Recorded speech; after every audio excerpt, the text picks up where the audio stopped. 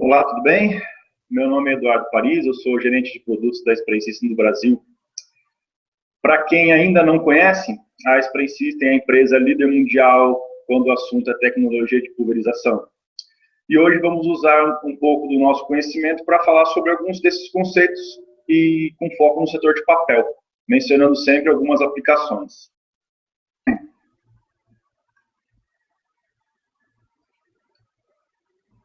Bom, como eu tinha comentado, né, o nosso foco aqui é trazer parte do nosso conhecimento dentro desse mundo da pulverização um pouco para cá, para a gente mostrar a importância da pulverização dentro de todos os processos, mas hoje com foco mais na produção de papel.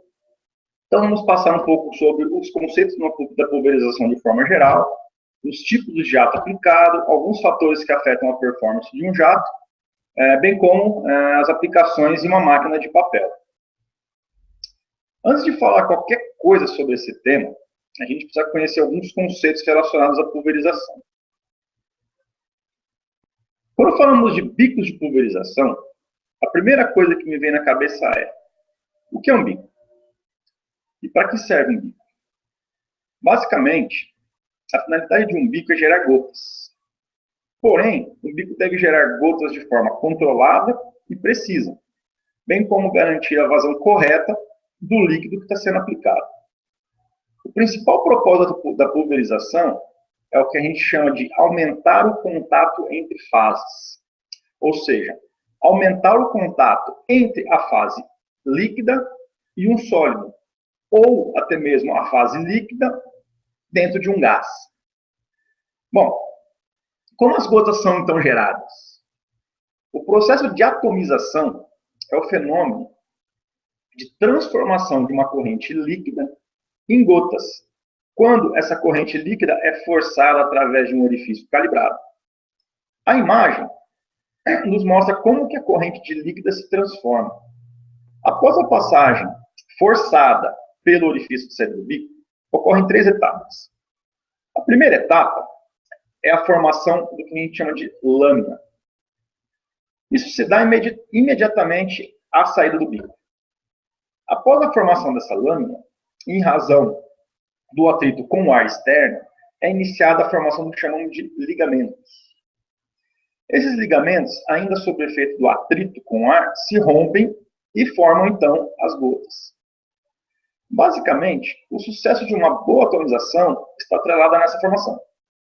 Um orifício, ou até mesmo um conjunto do bico, deve ter a precisão exata para não ter deficiência nessa etapa. Como eu disse, o grande objetivo de formar gotas é aumentar a área de troca entre líquido e sólido ou líquido e gás.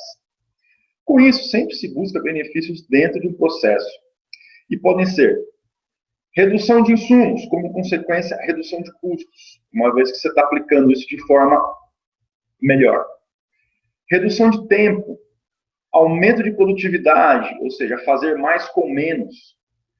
Melhorar a qualidade final de um produto, entre outros. O tamanho da gota é extremamente importante para qualquer processo. Esse gráfico mostra como uma gota de tamanho de 500 microns se parece de acordo com que o tamanho da gota reduz. O número de gotas e a área da superfície de contato aumenta. Se você tem uma maior superfície da área de contato, isso significa que você tem uma maior capacidade de transferência. Existe uma teoria. Se eu pego uma gota de tamanho X, no nosso caso aqui vai 500 microns, eu consigo quebrar essa mesma gota em 8 gotas com a metade do diâmetro dela. Ou seja, eu pego uma gota de 500 e quebro em 8 gotas de 250. O tamanho da gota reduziu pela metade. Mas, em compensação, a área superficial de todas as gotas aumenta de forma absurda. Se a gente extrapolar isso para o mesmo volume que a gente tem numa gota de 500 microns, a gente pega gotas de 25 microns, que é o que a gente enxerga na imagem da direita, são inúmeras gotas num tamanho muito pequeno. Mas, em compensação, a área superficial é muito maior, mas uma grandeza incomparável, né? Bom, adicional ao fato de gerar gotas, existem algumas funções básicas que um bico de tubulação deve fazer. Essas funções são as seguintes. A primeira delas é determinar a vazão de um líquido. Um bico é um orifício calibrado. E como todo orifício calibrado, ele deve fornecer uma vazão exata quando aplicada uma pressão conhecida na sua entrada. Como já dito antes, outra função é quebrar uma corrente de líquido em gotas.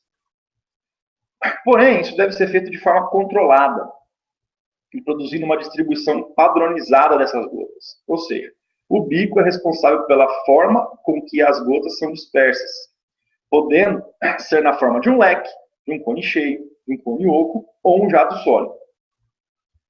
Dependendo da pressão aplicada, bem como da distribuição das gotas, o bico tem como uma de suas funções dar velocidade para essas gotas. Por fim, uma consequência da vazão fornecida pelo bico, a forma com que essas gotas são dispersas e da velocidade gerada, todo esse conjunto irá garantir o que chamamos de impacto do jato. Ou seja, uma das funções do bico é fornecer impacto à gota. Independente se estamos falando da aplicação em uma máquina de papel ou outro segmento industrial, como, por exemplo, farmacêutico, sempre que falamos de pulverização, spray, atomização ou qualquer outro sinônimo que vocês já possam ter escutado, nós temos que ter em mente uma primeira pergunta para qualquer que seja a aplicação. Que pergunta é essa? A pergunta é: qual tipo de jato melhor vai me atender para essa aplicação? Se pegarmos o catálogo de bicos da Spray Systems, por exemplo, nós encontraremos mais de 50 mil bicos diferentes. Eu estou falando somente de bicos convencionais, nem estou falando de bicos para finalidades muito específicas. No entanto, quando pensamos no tipo de jato, nós iremos nos restringir a somente 4 tipos. São eles: cone cheio, cone oco, jato leque e jato sólido. Dessa forma, fica bem mais fácil definir o melhor modelo para cada uma das aplicações. A seguir, vamos passar de forma breve por cada um desses jatos. Bicos de cone cheio. Os bicos de cone cheio, como o próprio nome diz, é um cone cheio. A gente pode comparar um bico de cone cheio com uma chuva. As gotas, elas são dispersas com baixa velocidade, baixo impacto e preenchendo uma área muito grande, ou seja, a maior área de contato possível. As aplicações mais comuns dos bicos de cone cheio estão, na sua grande maioria, relacionadas com processos químicos, resfriamento e evaporação. Todas essas aplicações têm em comum a necessidade de gotas bem dispersas, a maior área de troca entre fases possível e o baixo impacto das gotas. Bicos de jato cone oco. Os bicos de cone oco, ele tem um jato parecido com uma casquinha de sorvete, Todas as gotas geradas pelo bico estão concentradas na periferia do cone, deixando o seu centro seco. É claro que nunca ficará seco, pois sempre haverá algum arraste, principalmente das gotas menores para dentro do cone. Mas se a gente conseguir fazer criar uma ideia, se você colocar a mão dentro do cone, a sua mão, em teoria, ficaria seca, sem contato com nenhum tipo de gota. As aplicações de um bico de cone oco se assemelham muito com as aplicações de cone cheio. A diferença está no tamanho de gota. Os bicos de cone oco têm a característica de gerarem as menores gotas dentre os outros tipos de jato. Por isso, são muito bem aceitas as aplicações de evaporação, onde se busca uma rápida evaporação de gota, um tempo muito curto. Bico jato leque. Os bicos jato leque é, sem dúvida, o mais usado numa máquina de papel. Por conta disso, eu vou gastar um pouco mais de tempo aqui falando de algumas características do jato leque. Os bicos jato leque se dividem em duas classes: os de baixa pressão e os de alta pressão. Baixa pressão são o que nós consideramos como pressões de operação de até 35 bar. Eles são usados em aplicações de limpeza, aplicações de cobertura, ou coating, ou revestimento, depende, é a mesma palavra, são três palavras para falar a mesma coisa. E pintura. Embora a pintura não deixa de ser uma forma de revestimento também. Já os modelos de alta pressão acabam sendo dedicados, em sua grande maioria, em aplicações de limpeza. Consideramos alta pressão aquelas condições que superam os 35 bar.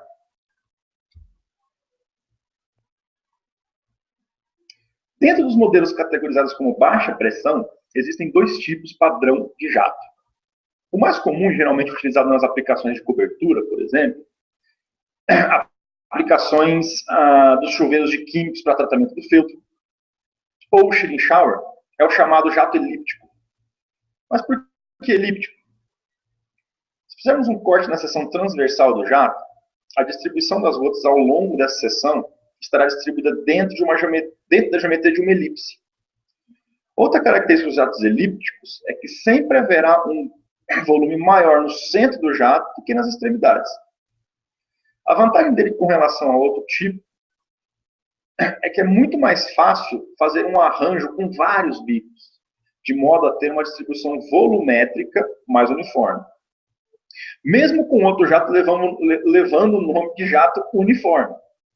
Isso acontece porque ele proporciona a sobreposição entre os jatos somando os volumes das extremidades. Os modelos de jato even são mais utilizados nas aplicações de limpeza. Nesse caso, se busca o impacto do jato. E o importante é que se tenha o impacto mais uniforme possível ao longo de todo o jato, de modo a evitar falhas na limpeza, devido ao baixo impacto nas extremidades do jato, por exemplo, gerado por um jato elíptico. Os bicos de jato leque de alta pressão se assemelham bastante na forma física quando comparado com os de baixa pressão. No entanto, como eles operam em condições tanto de desgaste mais críticas, bem como de velocidade e turbulência elevada, o seu projeto se diferencia um pouco do outro modelo. Por exemplo, enquanto que os bicos de baixa pressão são fabricados em latão, inox série 300, até mesmo em polímeros, os bicos de alta pressão são fabricados em inox da série 400 e passam por tratamento térmico para aumentar a sua dureza. Alguns modelos ainda podem ter insertos em materiais de extrema dureza, como o carbeto tungstênio, por exemplo. Vale lembrar que, como em 99% das vezes, os modelos de alta pressão são utilizados em aplicações de limpeza, o padrão de jato gerado nesses modelos é sempre do tipo even, ou uniforme, conforme a gente viu no slide anterior. O quarto tipo de jato é o que chamamos de jato sólido. Em uma máquina de papel, um dos processos que mais se utiliza esse tipo de jato. Se não for o que mais utiliza esse tipo de jato, na realidade, muitos produtos foram desenvolvidos exclusivos para atender alguma necessidade de uma máquina de papel, como, por exemplo, os bicos de jato agulha, os bicos autolimpantes e o pichaço. Tamanho importante de um jato sólido eficiente. Como eu já disse, alguns bicos de jato sólido foram desenvolvidos para isso. A qualidade do jato é de extrema importância para a limpeza e corte, e uma pequena falha na formação do jato pode implicar em graves consequências, como a substituição prematura da tela formadora, marcas na tela e, por consequência, marcas no papel, afetando a qualidade do produto final.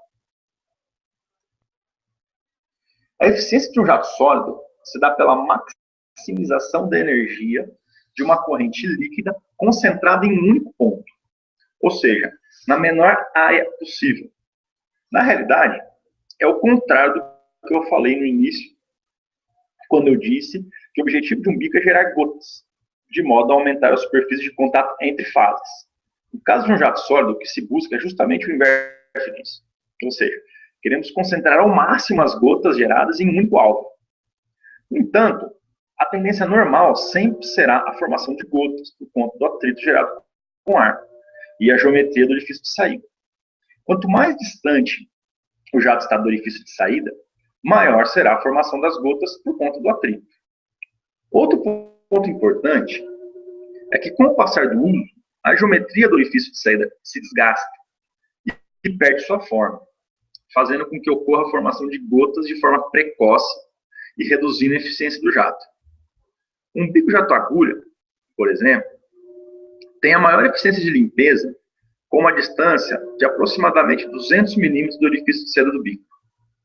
Acima de 250 milímetros, ocorre muita dispersão das gotas e, consequentemente, perda de impacto. Eu acredito que essa imagem pode ilustrar o que eu quero dizer. Vamos continuar com o exemplo do jato-agulha. Como eu falei, o jato-agulha tem a melhor eficiência do jato próximo a 200 milímetros de distância. Essa é a distância onde inicia a formação das gotas. Todo bico é um componente mecânico que sofre desgaste, assim como qualquer outro. Só que no caso de bicos de jato sólido, a implicação será a formação prematura das gotas. Qual o problema disso? O chuveiro ele é fixo na máquina e geralmente posicionado entre 150 e 200 milímetros da tela. No momento em que se intensifica o desgaste e as gotas começam a ser formadas, por exemplo, após 100 milímetros, não há como reposicionar o chuveiro para essa nova condição. Mesmo porque esse desgaste é aleatório. Um bico pode começar a ter formação de gotas com 100 milímetros, o outro bico do mesmo chuveiro pode ter formação com 80, e por aí vai. Dessa forma, começa a ter ineficiência da limpeza da tela e baixo rendimento na remoção de água pela máquina de papel. Bom, aqui a gente encerra esse tema dos tipos de jato. No entanto, eu gostaria de lembrar, qual é a primeira pergunta que devemos fazer antes de analisar qualquer aplicação de pulverização? Qual o melhor tipo de jato irá atender a minha necessidade? Sempre tenha isso em mente. Bom, até agora a gente falou sobre os tipos de jato e de algumas características deles.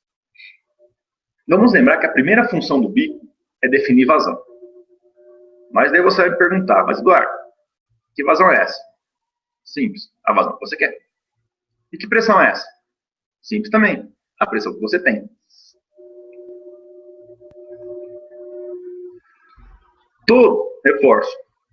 Todo bico de pulverização deve ter uma curva de desempenho onde relaciona a vazão com a pressão aplicada.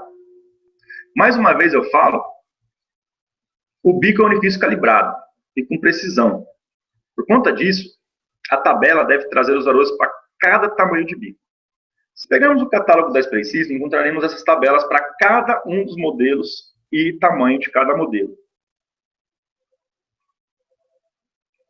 Como que a gente lê essa tabela? Por exemplo, cada linha dessa tabela é um bico diferente. Nós classificamos o tamanho, ou o que nós chamamos de capacidade, por números. 0,1, 0,2, 0,3, por aí vai. Vamos pegar o exemplo do bico de capacidade 0,1. Quando aplicado uma pressão de 3 bar nesse bico, a vazão correspondente será de 0,39 litros por minuto. Vamos agora dobrar essa vazão e aplicar nesse mesmo modelo uma pressão de 6 bar. Veja que a vazão aumenta e passa a ser de 0,56 litros por minuto. Isso é uma relação normal em cada bico. Conforme se aumenta a pressão, a vazão, por consequência, também vai aumentar. Um fato importante é que essa relação não é direta. A pressão dobra, mas a vazão ela tem um aumento menor. Por exemplo, para o dobro da vazão, eu tive um acréscimo só de 40% no valor da vazão. Ou seja, ela não é linear.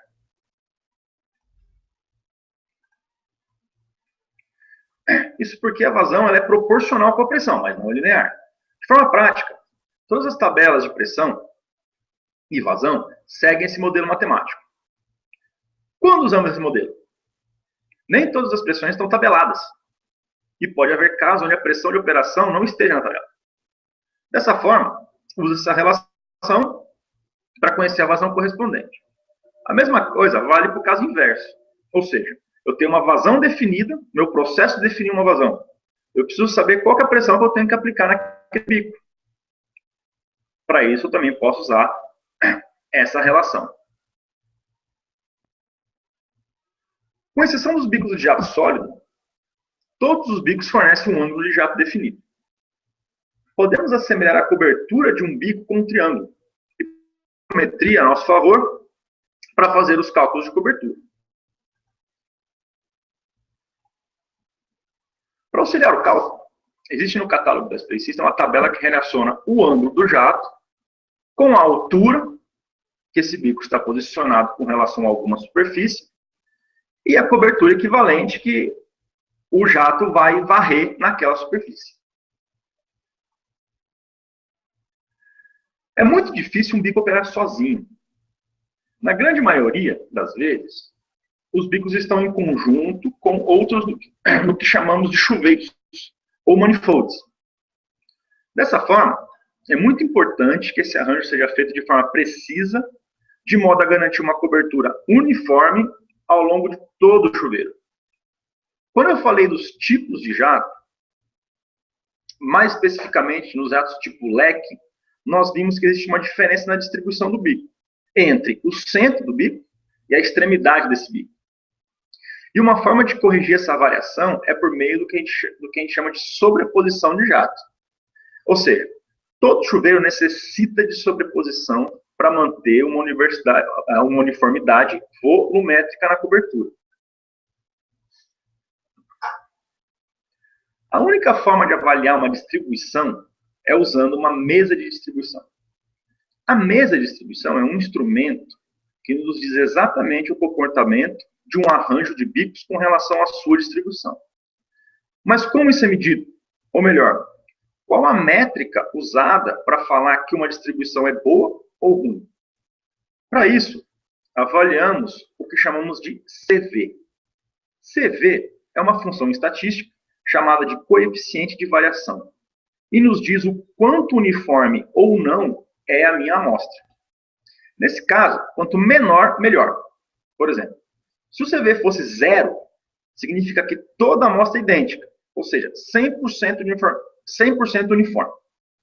É claro que isso nunca vai acontecer com a distribuição de um chuveiro. No entanto, os chuveiros devem ser dimensionados de tal maneira que o CV não seja superior a 10%. A prática nos mostra que esse valor é excelente para aplicações de pulverização. CV da ordem de 30% ou até mesmo 50% já são considerados péssimos e a aplicação pode estar sendo bastante comprometida. O CV ele depende de alguns fatores, tais como o padrão de jato. Um jato elíptico tem um comportamento, enquanto que um jato even tem outro. A altura do jato. Lembre-se que o jato se assemelha com um triângulo. Então, quanto mais alto, maior será a sobreposição entre os jatos. Ângulo do jato é outro fator, pois dependendo do ângulo, os bicos devem estar mais ou menos próximos para ter o mesmo valor de CV. E por fim, o espaçamento entre os bicos. Quanto mais próximos, maior será a sobreposição e vice-versa. Vamos pegar como exemplo um chuveiro com 4 bicos de jato leque, modelo 6510. Esses bicos têm um padrão elíptico. E quando posicionados a 200 mm de altura, e com um espaçamento de 300 mm entre eles, teremos essa condição. A sobreposição praticamente não existe.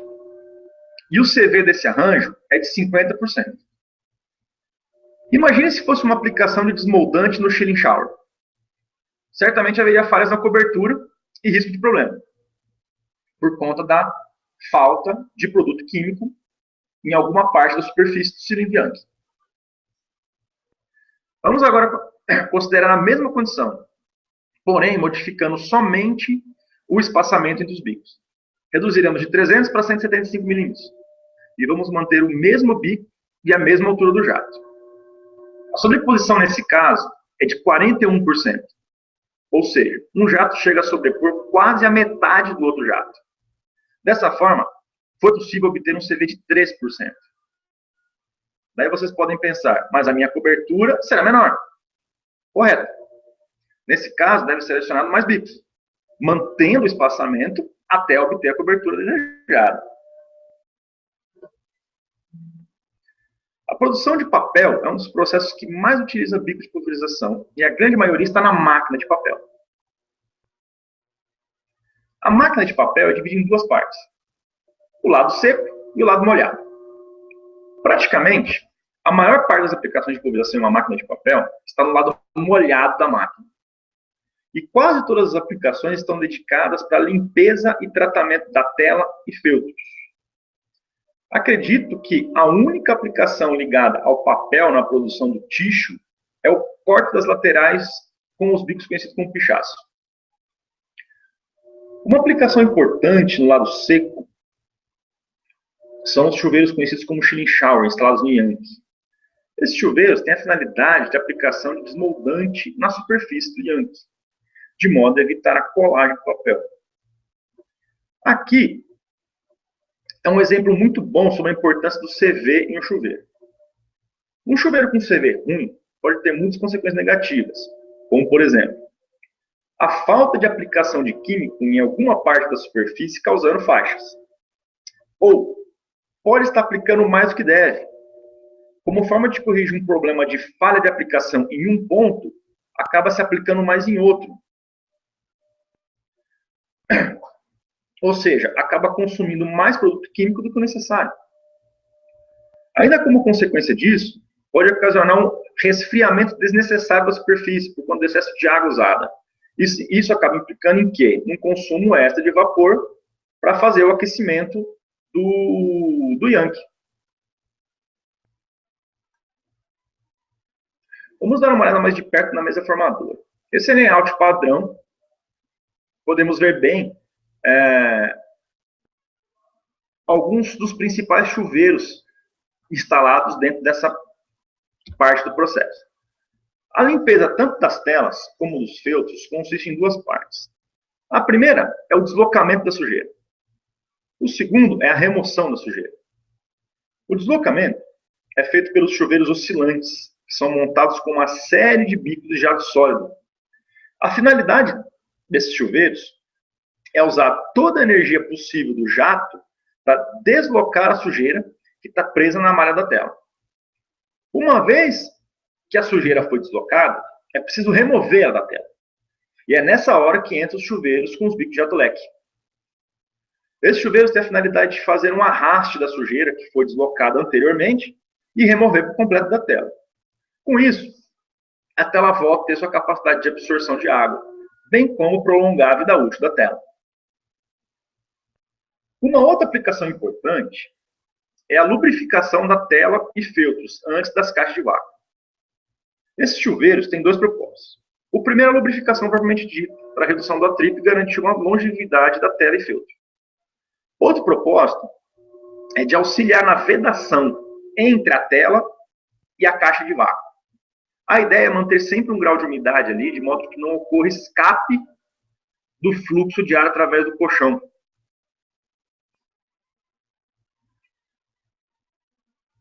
É de extrema importância que se tenha mapeado todos os chuveiros de uma máquina de papel, relacionando a posição desse chuveiro na máquina, qual é a finalidade dele, ou seja, para que ele serve?